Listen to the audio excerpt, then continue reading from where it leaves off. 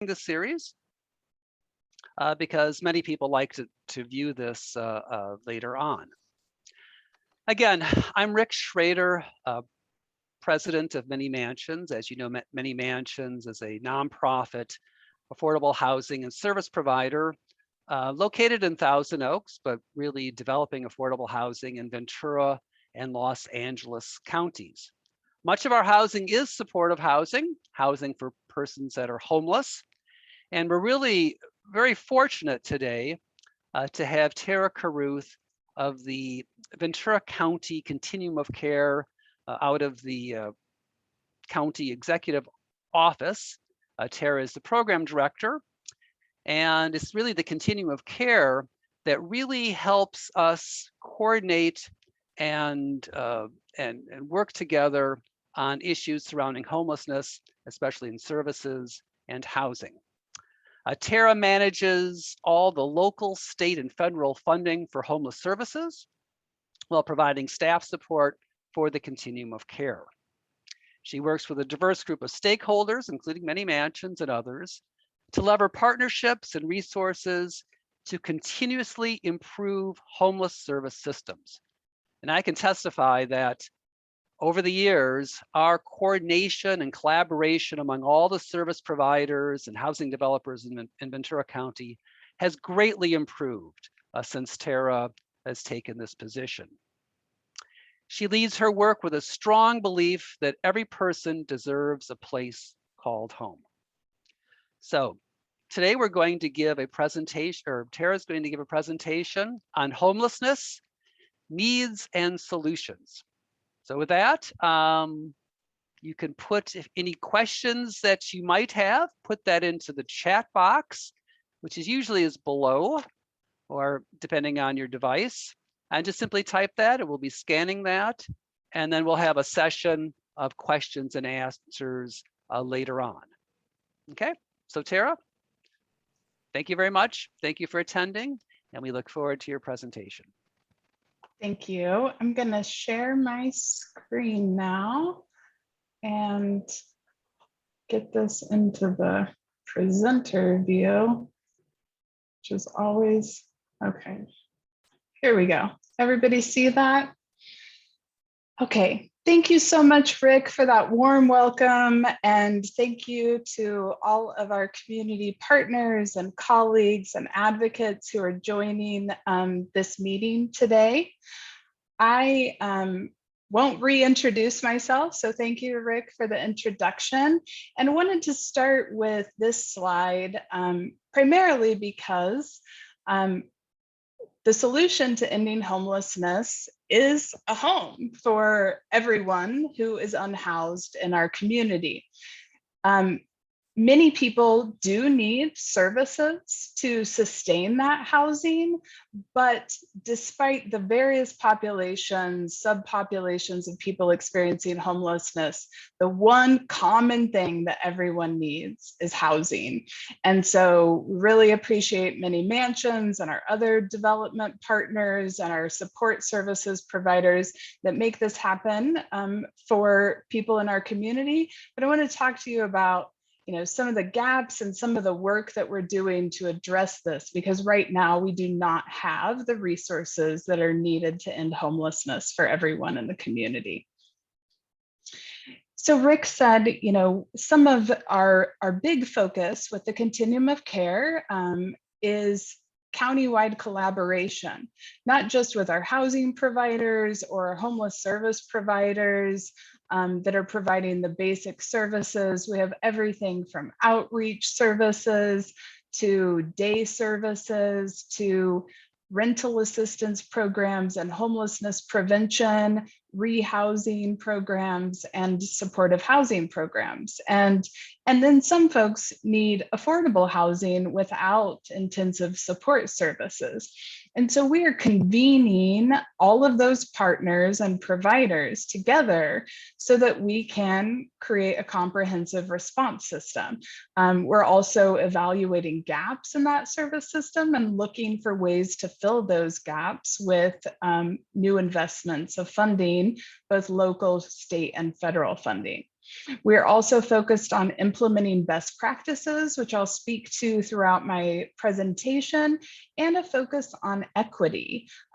This is a sort of a renewed focus on equity as systemic racism and racial disparities have been highlighted, and we do see certain groups disproportionately impacted by housing instability and homelessness in Ventura County, as well as the state and the nation.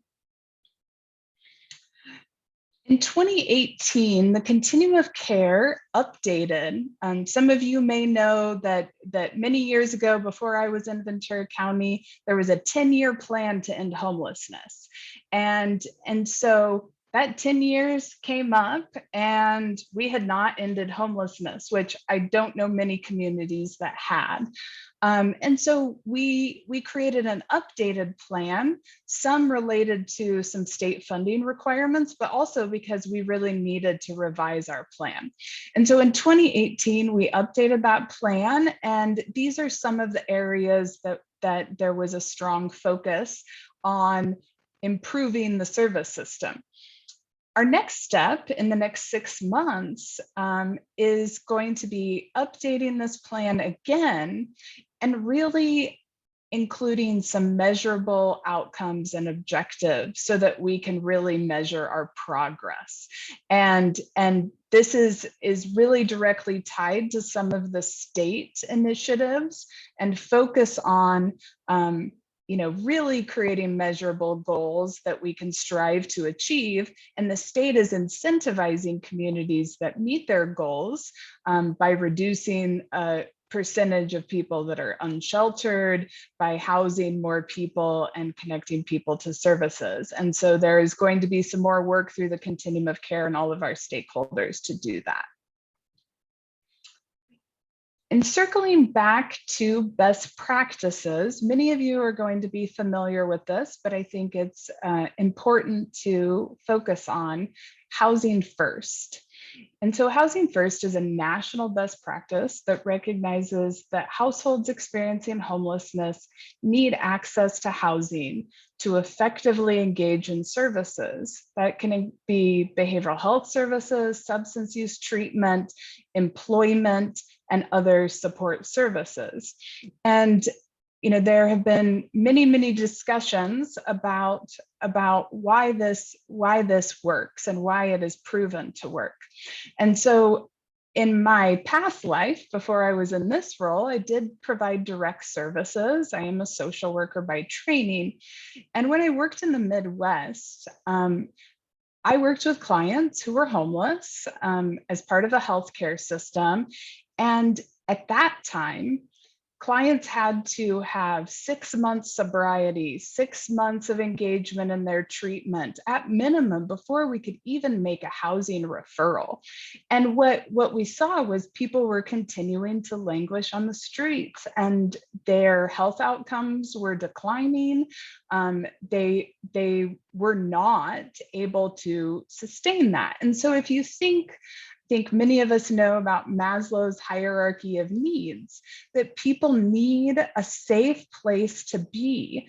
Homelessness is traumatic, and there are a lot of safety concerns for people living on the streets. And so if people can have a place, be wrapped around with the services that many mansions and other supportive services provide, we are showing that we have greater than 95% success rate in getting people to maintain their housing.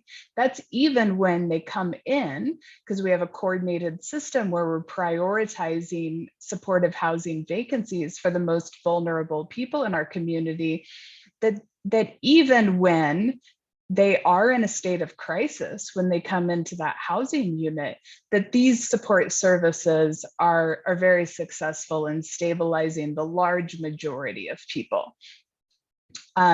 In 2016, the state of California passed SB 1380 that requires all state-funded programs to be aligned with the Housing First model. And we've been working through the continuum of care for the past, several years, really to align our programs and services with this model to the best of our ability.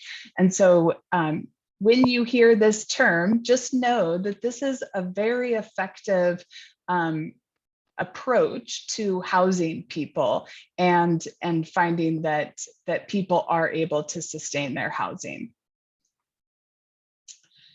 So to share for those of you that don't know this, and apologies to those of you that hear this information all the time, there are many reasons why people become homeless. Insufficient income, loss of a job, just a general crisis, healthcare related crisis, emergency, someone's car breaks down and they can't get to work. Obviously, we've heard a lot of impacts related to the pandemic and people's inability to work and sustain their income. People experiencing domestic violence, family conflicts where a youth is kicked out of the home. Mental health and substance use certainly contribute to homelessness. And then system failures like children being discharged out of foster care, healthcare systems, sending people onto the street, our criminal justice system, releasing people from institutions where then they're struggling to identify a housing plan. And then systemic racism. People have been left out of housing opportunities for a long time in the history of our country. And so there are lots and lots of reasons why people become homeless, and each individual has a specific story. And so I think it's really important to not lump everybody into one specific category because every individual person has their own story.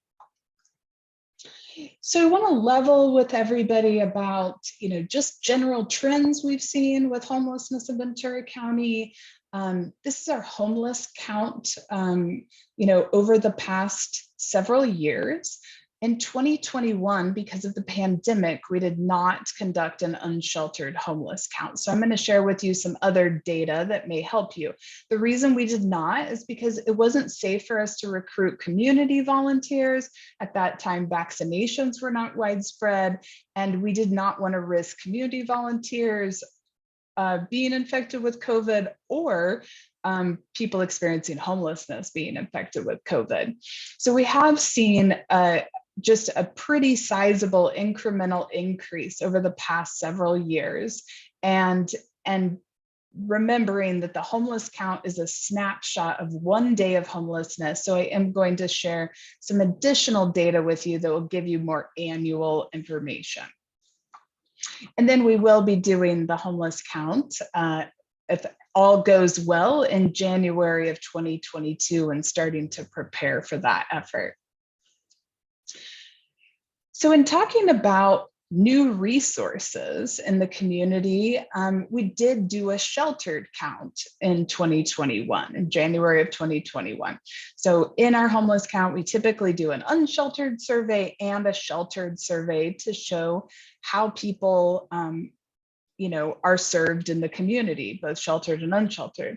And you could see we had almost a 50% increase in the number of people sheltered in emergency shelter resources between 2020 and 2021.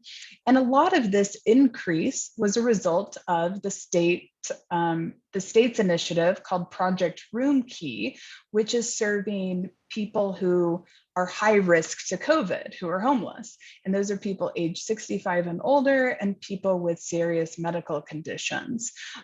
We also have seen an increase as Ventura opened their new shelter, the Arch, in 2020, and various other motel resources. We had some winter shelter resources, even the Conejo Valley, where we were placing people in motels because the winter rotating church shelter was not able to operate safely during COVID.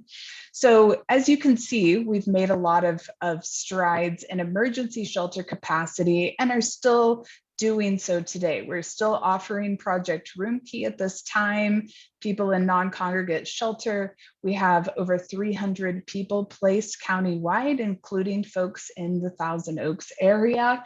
And so you can see that the most significant increases were in Ventura, Thousand Oaks, and Oxnard of the number of people sheltered between 2020 and 2021. A little more about COVID-19 response. In addition to Project Roomkey, we have served now over 600 persons with that resource. And I think the reason I want to highlight that is I think it's super important to recognize how large of the population is that's highly medically vulnerable or seniors, right? We have an aging population in our community, and that's also reflected in our homeless population. In addition to providing Project Roomkey placements, we also had to respond to decompressing our congregate shelter facilities. And that means, we had to have safe social distancing protocol. So you can see on the right hand of this slide, it's a picture of the Oxnard Navigation Center, a before and after of spacing, beds more than 6 feet apart. And that program now is actually using not only the old Oxnard Armory building, but the PAL building across the street to help with achieving those social distancing and safe operations. The same with the Ventura Art Shelter. They opened in February, right before the pandemic started, and that's a 55-bed shelter, and we've never been able to safely get up to that occupancy standard. So that program is currently operating with only 32 residents because the sleeping areas just don't accommodate for social distancing. So I think these are important things to think of. Public health hasn't always been at the forefront of our minds when we're designing these programs, and that's something that we're being really thoughtful about moving forward. I think the other thing to recognize is that people really appreciate privacy and dignity and like having non-congregate shelter. There's some challenges associated with operating that kind of resource. And in the middle of the slide, you can see this is the formerly known as the Oxnard Vagabond, which was purchased under the state's Project Homekey, which is funding specifically for converting motels or other non-residential properties into residential properties. Right now, that is being operated by Mercy House and the National Health Foundation as non-congregate shelter and recuperative care. It will convert to permanent support, 70 units of permanent supportive housing in the near future. And then, we also put out hand washing stations and provided supplies to our service providers, just ongoing COVID-19 response, lots of vaccines being delivered to unsheltered and sheltered residents, to partnering with some of our housing programs to get vaccine out to them. So there's been a lot of work around COVID-19 response, and none of this could be done without the cooperation and coordination of our partners, which I think, goes back to the benefit of having the continuum of care convening all these partners. So who is homeless in Ventura County is a question I'm often asked. And so this is some summary data of 2020. And there's a great system that the state is now collecting data from statewide continuums of care. It's called the Homeless Data Integration System. And you can find that by looking it up on the internet. And there's also a link on the Ventura County COC's website that can take you to that dashboard, and you can compare data across counties and continuum of cares and look at statewide information. So there were 2,336 persons identified as homeless in our service system in 2020. You will recognize that that number is larger than our point in time count data. And I think that's important to recognize as not everyone is continuously homeless from year to year. Some people are, other people are more episodically homeless and are able to be rehoused throughout the year. we have a larger number of people in the broader homeless services system and our data and information system, because many people who are being supported in housing programs are also having data entered in that system. So this is only the number of people that were homeless in 2020. 10% of the adults were identified as veterans in our service system. 20% of adults reported experiencing domestic violence, and 52% of adults reported a disabling condition. And so we are working with a multitude of partners through committees and other partnerships to support development of resources that meet the needs of various subpopulations, including persons fleeing domestic violence, seniors, veterans, transitional age youth, and more. And some new efforts that are under development include a partnership with the Ventura County Community Foundation and the Ventura County Family Justice Center to provide expanding sheltering capacity through the use of tiny home shelter structures to shelter individuals and families who are experiencing domestic violence and need a safe place to stay. Not all persons can safely go into housing at the point that we first identify them and connect them to services. And so I think it's important to realize that for some people, they do need a safe and secure location for a period of time. And then we also have a growing number of transitional age youth who are in need of safe placements and are exploring pursuing new state resources. And some of the new state resources have youth set aside specifically to address this population. Just sharing some basic demographics. I won't spend too much time on this, but you can see age breakdowns and gender breakdown based on that 2,300 number of people. And then our race and ethnicity of people experiencing homelessness. And, so you can see that we do have some groups that are overrepresented in our homeless population based on our overall Ventura County population. Specifically, Black and African American individuals make up about 8% of our homeless population when they, are less than 2% of our overall community population. Sharing with you, this is not an exhaustive list of every service provider in the system that's involved in this work, but what these partners are as part of Pathways to Home, which is the point of entry into the larger homeless services system. So because Ventura County is, a large geographic county, 10 cities, unincorporated area, we couldn't create one single building that was the point of entry for everyone. That wouldn't be very accessible to people.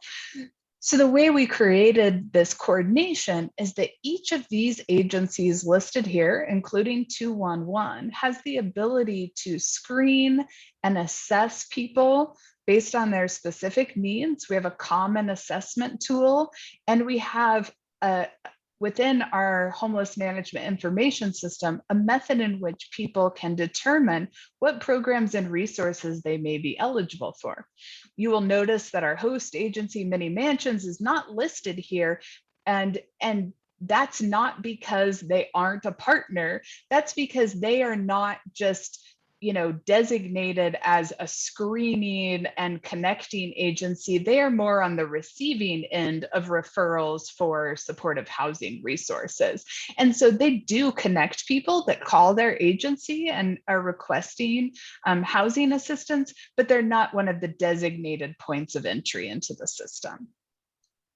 I do want to provide a caveat because I get a lot of questions about there are lots of resources and there are lots of agencies here, but sometimes people are calling and there isn't a shelter bed available or there isn't a specific resource. And so that is absolutely true. The shelter capacity is often maxed out at any given point in time, and vacancies occur on a very slow basis as housing resources are identified for people.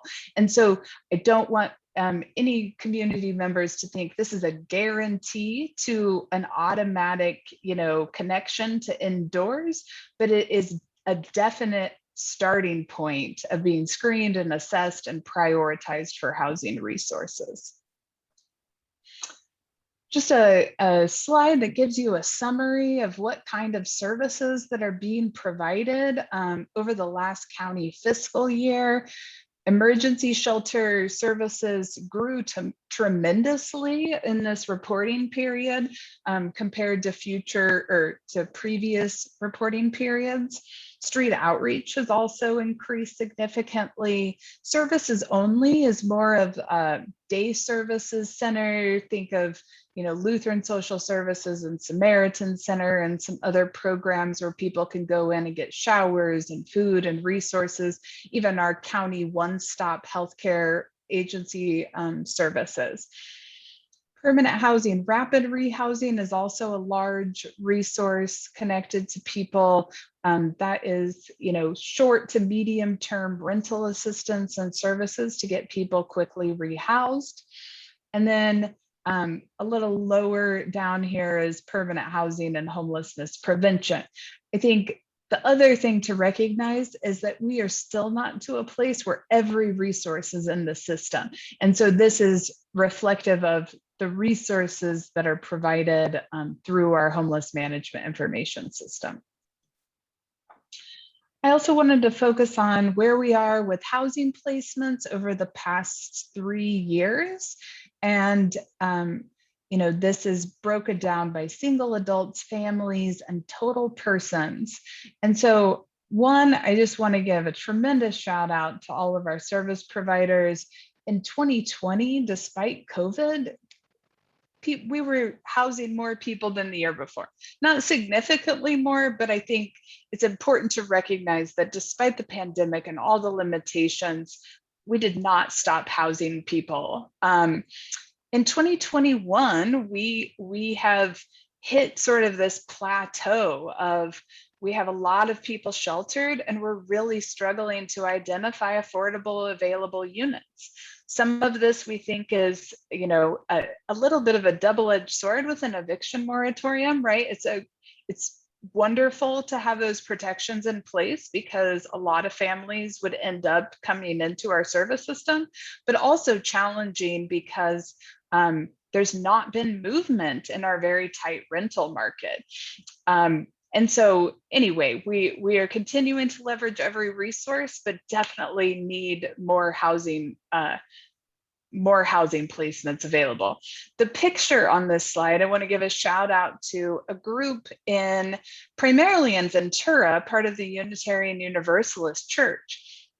During the pandemic, when a lot of stores and thrift stores were closed, our providers and partners were like, we're moving people in, but we don't have access to furniture and resources, things that people need to create a home. Well, simultaneously, these advocates and community partners realized that a lot of people were doing spring cleaning and they couldn't donate their goods to thrift stores because they weren't accepting donations. They got a storage unit, they started collecting this stuff, and they have been, from the pandemic until now and ongoing, they have community volunteers who are collecting these things and moving them into people's homes. And so it's just a really heartwarming and wonderful initiative and a great way that the faith community can help us fill in the gaps in our service system. Most of our grant funds can't pay for furnishings and home goods for every household we rehouse. And one of the large criticisms across the country is, we're providing people a unit, but not helping them make it into a home. And so I think this really, is some of that feel-good work that is really critical to keeping people incentivized to stay in their home. So I mentioned we're struggling with having available housing resources. And so this gives you an idea of what supportive housing inventory we have available in Ventura County. And just so you know, supportive housing is intended to serve people who are long-term homeless and are disabled. And so it's housing subsidy, some of it's tenant-based where we're using vouchers, others is more like mini mansions model where they're providing the actual units and the services on site. But so we have 379 project-based units across the county, and they're occupied. The good thing is the programs work, so people stay housed, and that's wonderful. But then that means without turnover, we don't have new resources to connect people to. We have more vouchers, mainstream, tenant-based, and VASH for veterans that are available. The challenge is finding available rental units and landlords that are willing to accept the rent standards that these vouchers are allowed to pay.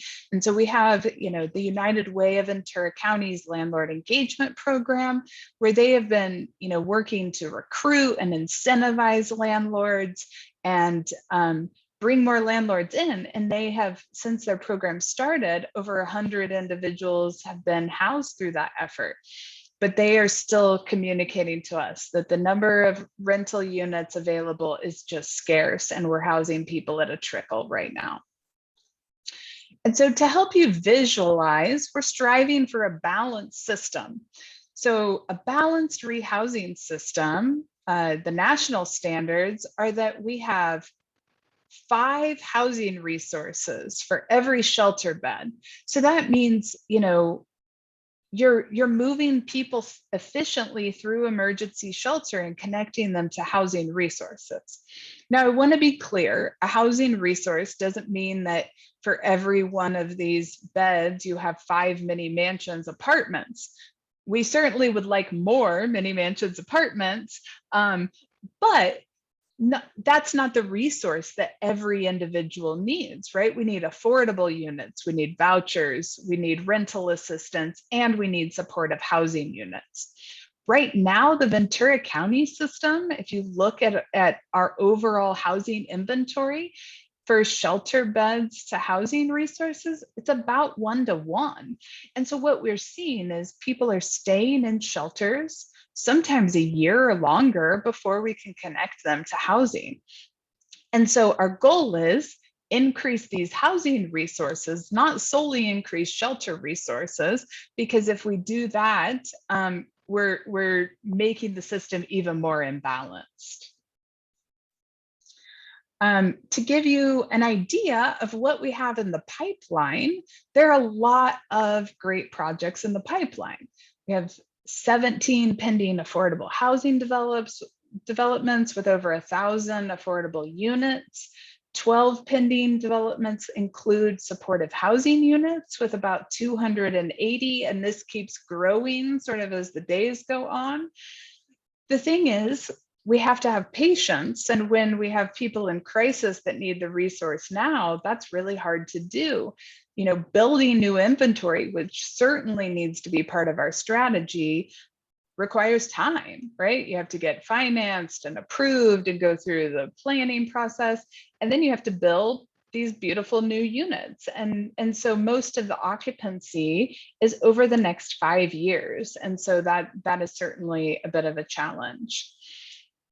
And then wanted to just, more good news, lots of new resources coming available. The state is making just incredible investments around homelessness and housing, federal, Biden's House America plan, new resources, more housing vouchers, more funding to build more affordable and supportive housing. And so these are really great opportunities. We got to have the political will and the community support to make sure that our elected officials and decision makers can say yes to newly proposed projects. And so then lastly, before I answer your questions, how can you help as a community member? Community members are welcome to join the continuum of care. Individuals can join as a member at no charge. You can attend our quarterly COC Alliance meetings. You can join a committee. You can, tune into our board meetings. And we would love to have your voice and participation. Again, sort of piggyback on my last comments from my last slide, support housing and shelter programs in your community, lend support to proposed projects, contact your city and county leaders, and also reach out to service providers. Most of them are on Facebook. They're sharing about donations they need, volunteer opportunities, and are finding ways to bring in those volunteer services safely despite, our ongoing challenges with the pandemic. I don't have the information details specifically now, but tune into the continuum of care if you're interested in volunteering for our annual homeless count. And if you know landlords and property owners that may have a rental unit available, check out the United Way's Landlord Engagement Program on the United Way of Ventura County's website. They have a small team of folks who are really working to secure those units. And we would love to, be able to provide those to people that need them. So that concludes my slides. I'll turn it back over to you, Rick. Thank you very much, Tara. I do have a couple of questions for you from the chat session. If people have other questions, please put them in the chat feature, just simply type it. And then in just a bit, after some questions and answers, I'm going to show you a couple of projects that Many Mansions is currently working on in Ventura County. As Tara mentioned, Many Mansions is really not the first point of contact for someone who is homeless, but hopefully the last point of contact where we're referred someone and we have permanent housing. And I also got some good news from our Thousand Oaks City Council hearing last night. But there are a couple of questions, Tara. One question had to do with the homeless shelters. Are there any specific shelters for families? Or do they accept families? Where can families with children go? Yes, so family sheltering is currently a gap in our service system, but we do have some providers that are providing that. Some of those are faith-based providers, the Lighthouse through the Ventura County Rescue Mission, the Kingdom Center Gabriel's House program in Oxnard is primarily for women and children. And then we have some transitional housing programs. The county Human Services Agency operates RAIN, which is in the unincorporated area off Lewis Road. And then there's also the City Center program in the city of Ventura, which is a converted motel project for transitional housing for families. Also, I think it's important to recognize that we have a lot of rehousing and emergency assistance specifically for families with children, including the CalWorks program. So the County Human Services Agency is able to temporarily place families while they're working on more permanent housing solutions. I think the county at one point had a goal that they didn't want to see families with children in emergency shelters. I think that our current housing crisis is at a place we have to recognize that we don't want, I would rather have families in a safe shelter than unsheltered. And so we're continuing to work through that and building capacity in that arena. Good. There's a few questions on the HMIS system. Specifically, what is it? Who should be entered into that system? And is there any link between our HMIS system in Ventura County and Los Angeles County? It's a really great question. So the HMIS stands for the Homeless Management Information System.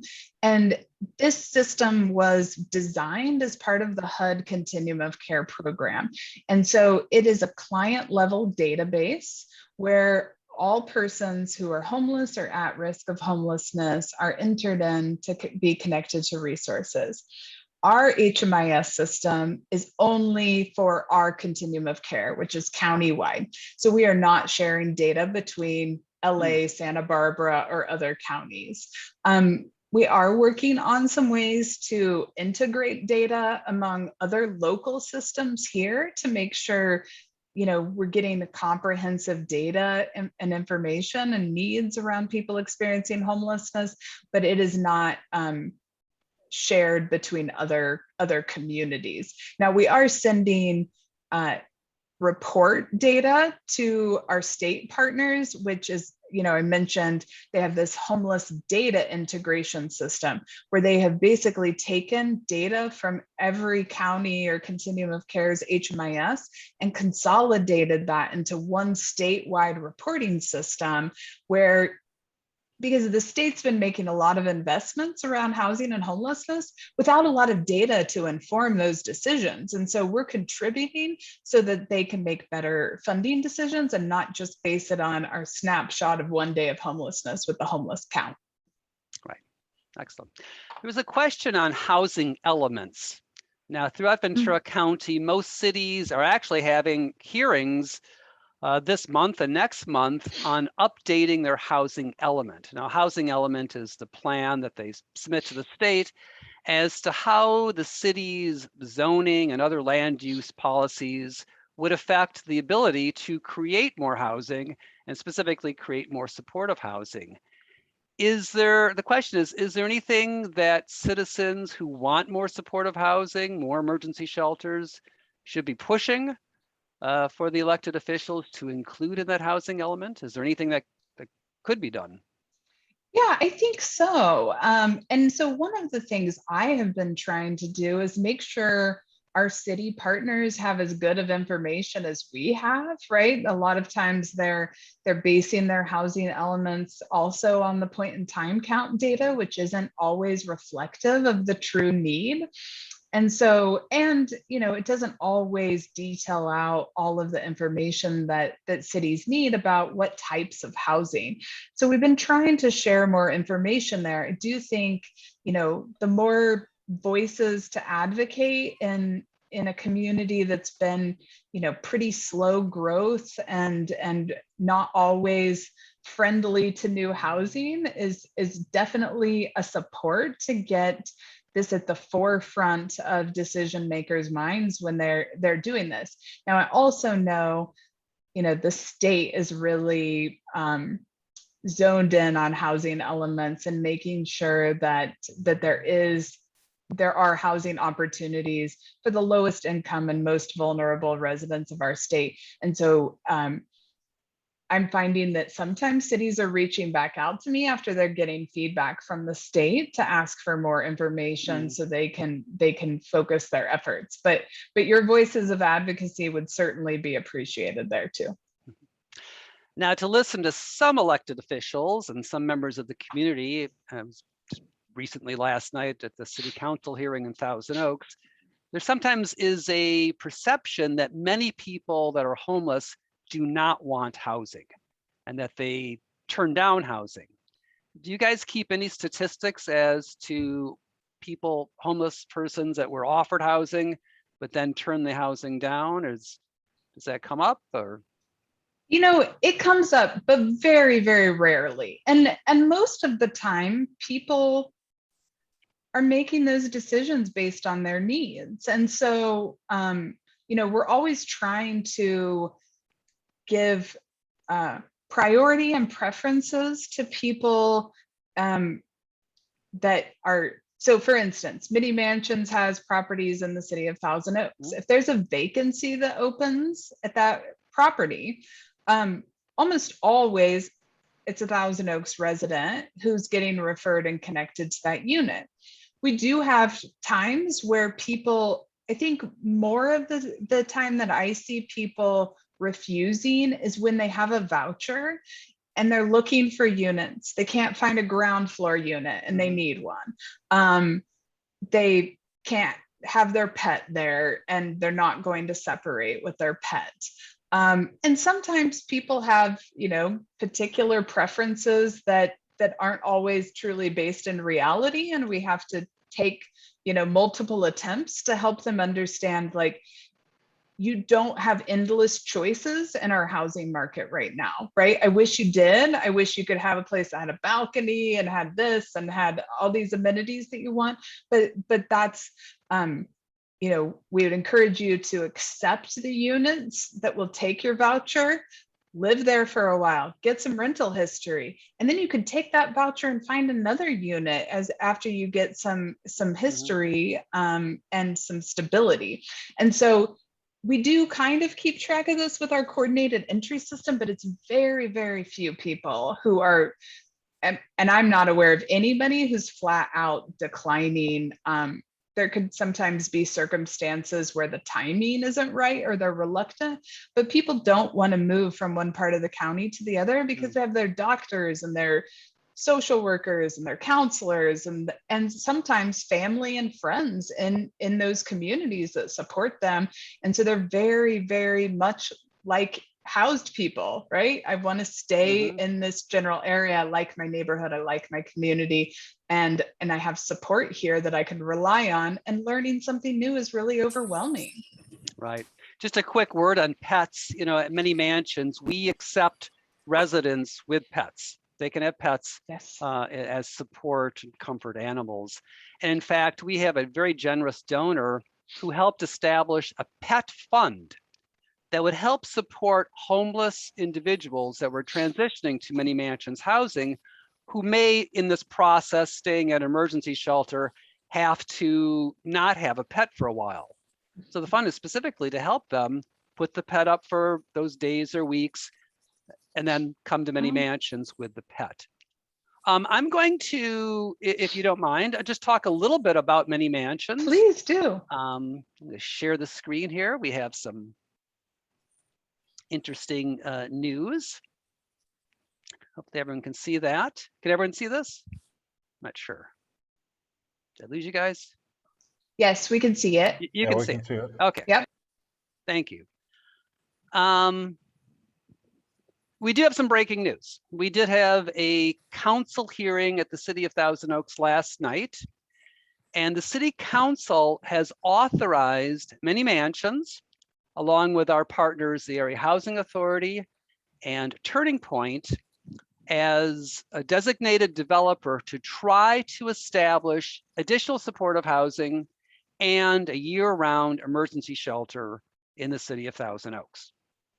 It was a long hearing that we had, lots of good discussion, but as Tara mentioned, with the availability of the funding for Project Home Key, city support, county support, the effort is going to be made for many mansions to try to develop this emergency housing, along with supportive housing.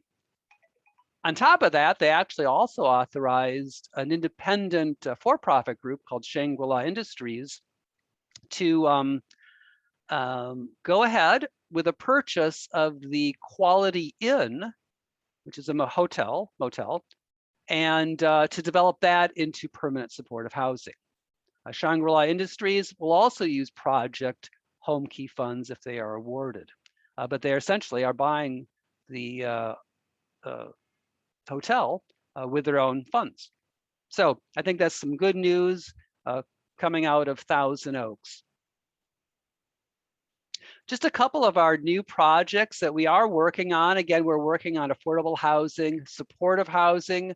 This is our Mountain View project, currently under construction in the city of Fillmore, 77 units, although there are 8 specific units for those that are homeless, joint venture with the Area Housing Authority.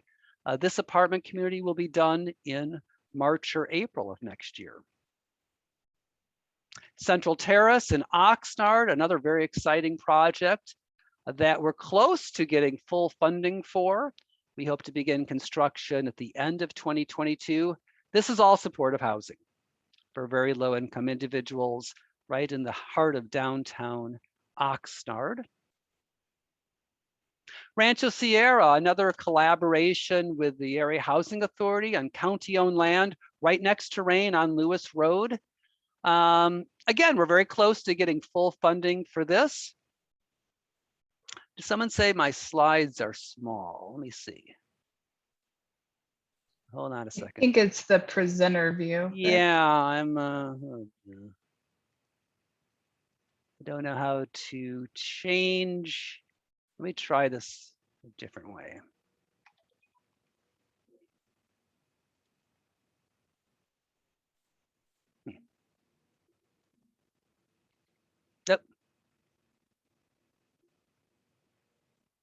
Did I lose you guys? I'm gonna try this one more time, but if it doesn't work, yeah, doesn't work.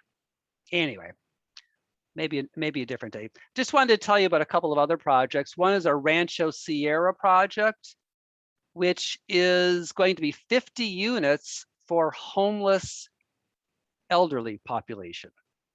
And indeed, I think Tara would support this, that our elderly population, 55 and above, 62 and above, is actually one of the greatest growing homeless populations that we have in our county. And we're also doing another project with Area Housing Authority in Camarillo, which we hope to start construction again at the end of next year. So lots of construction, both in Ventura County and Los Angeles County for many mansions. Housing is the solution. Nope. Oh, I like that. You guys see that? I don't know where that came from. It says it's Beverly's screen. I don't know. This is a picture of our new project that's under construction in Los Angeles called Summit View. This is 49 units for homeless veterans. So anyway, enough of that. Are there any other questions for Tara or myself or anyone else? You can feel free to unmute and just ask the questions. We have a couple of more minutes left. You guys track where the actual homeless are located now? Like say Ventura has a lion's share of homeless. Do you build a homeless to support that local community, or do you redistribute the homeless to other places in the city, in the county? Well, I think the homeless, the location is definitely something that is tracked. When we do the homeless count, actually we have now a very sophisticated system to know exactly where we counted that person homeless.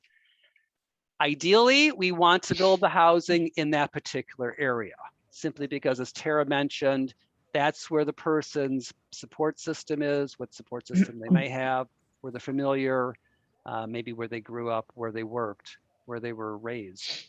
But under the coordinated entry system, someone who's in the system, if there's a vacancy, other parts of the county, they may be offered that particular housing, and then they move. That's right. But generally, as Tara was mentioning, it's very difficult for someone who's homeless in Oxnard. There's not a great desire to live in Thousand Oaks or Simi Valley, and vice versa. And I would also add that shelter programs, especially the ones that are publicly funded and supported by cities, typically have a preference. You know, first priority is for residents that are homeless within that city. Mm-hmm. Right. Hi, this is Henry. I have a question. What specifically is the difference between housing for seniors, versus general housing for the homeless? Is there any consideration specific to that? That most seniors are perhaps, disabled in a certain way? Or, yeah, I think you sort of hit the nail on the head. In supportive housing, there's a couple of why is it supportive housing, specifically for a population, but it's also because we want the property specifically designed for that population. So especially for seniors or where there's going to be a high number of disabled persons, we want handicap accessible units, the types of elevators, walkways, things that it's very easy to get around outside of the unit and inside of the unit. At the same time, we also want to make sure that the on-site programs are appropriate for the population, that they're there specifically for that, to support and nurture them. And seniors often have a different set of concerns or needs than people that are families, younger, male, whatever. So definitely the senior housing would be different. My name's Rosanna Guerra, and I had a question about legal status. If someone's legal status does not have legal status, does that affect being able to get housed or emergency shelter placement? That's a really, really great question.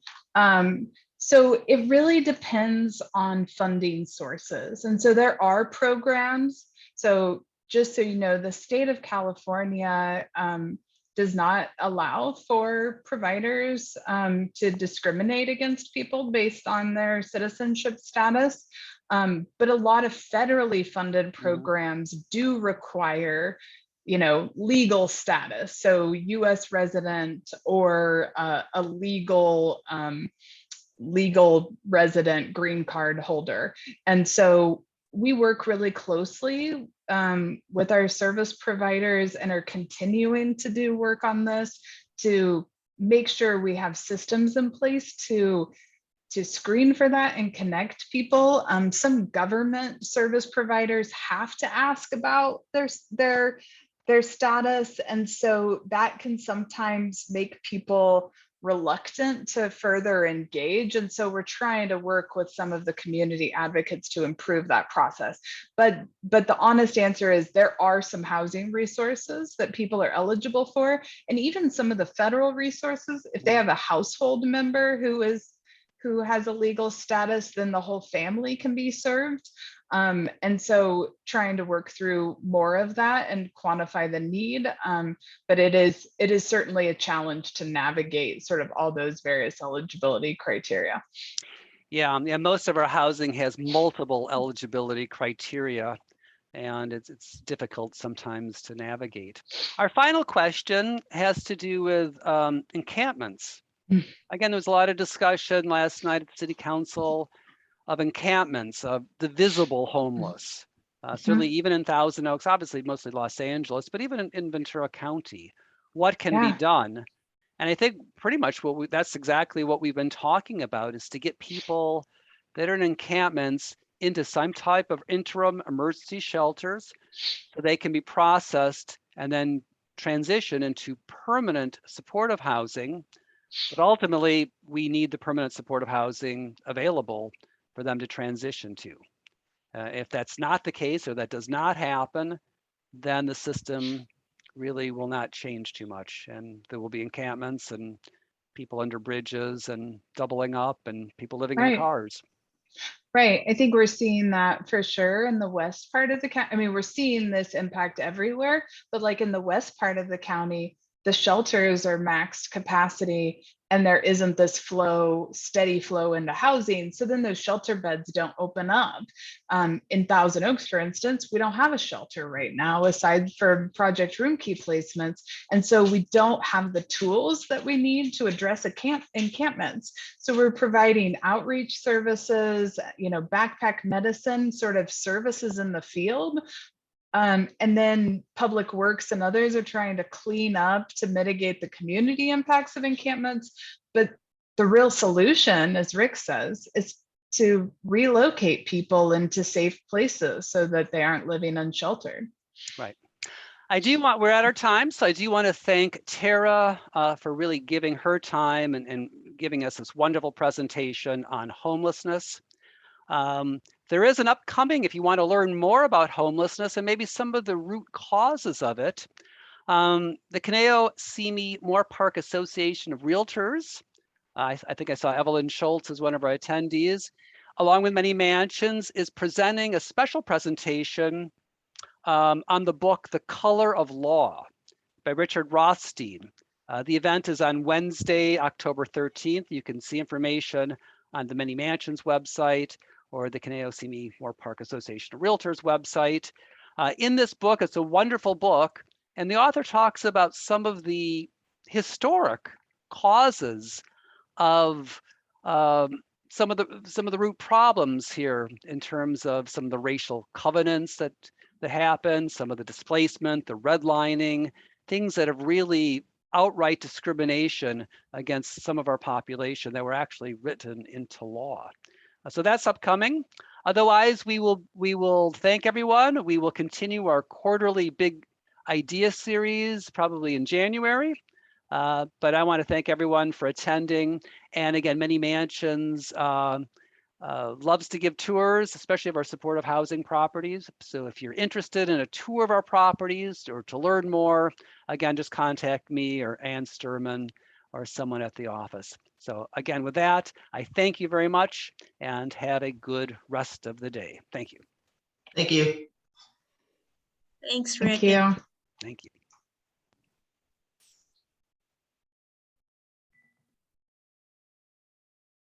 Thank you, everyone.